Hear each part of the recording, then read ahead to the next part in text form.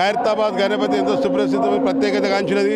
కోరిన కోరికలు తీర్చని సుప్రసిద్ధి కాబట్టి ప్రత్యేకంగా ఈ యొక్క గణపతిని దర్శించుకొని లక్షలాది మంది తండోపతండాలు ఇచ్చేస్తూ ఉంటారు.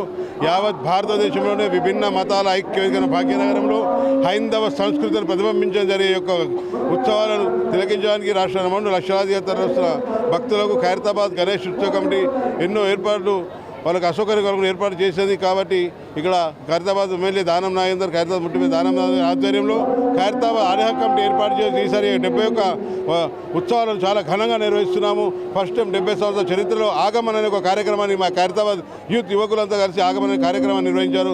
దాని తర్వాత ఈరోజు ప్రత్యేక సీఎం రేవంత్ రెడ్డి గారు వచ్చి పూజలు జరిపి ఈ యొక్క తెలంగాణ సస్యశ్యామలో ఉండాలని, తెలంగాణలో అన్ని అభివృద్ధి క్రమాలు జరగాలని వారు కూడా గణపతిని కోరడం జరిగింది. అదేవిధంగా ఇక్కడ ఎంతోమంది భక్తులు వాళ్ళ కోరికలు తీర్తాయి కాబట్టి లక్షలాది మంది జనం తండోపతండాలు ఇచ్చేస్తున్నారు.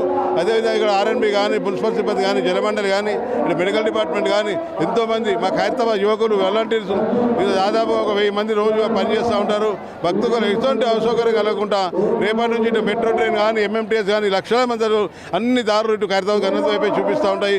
అన్ని దారులు ఖైరతాబాద్ గణపతి అయితే వస్తుంటాయి. కాబట్టి ఇక్కడ ఏ భక్తులకు ఎటువంటి అసౌకర్యం కలగకుండా మేము అన్ని కార్యక్రమాలు ఏర్పాటు చేశాం. కాబట్టి అందరూ ప్రతి దర్శనం చేసుకుని భక్తులందరూ లక్షలాది తరలివచ్చి ఈ యొక్క భక్తుని వినాయకుని ఆశీర్వాదాలు తీసుకోవాల్సిందిగా కోరుతా ఉన్నాం. బోలో గణేష్ మహారాజ్కి.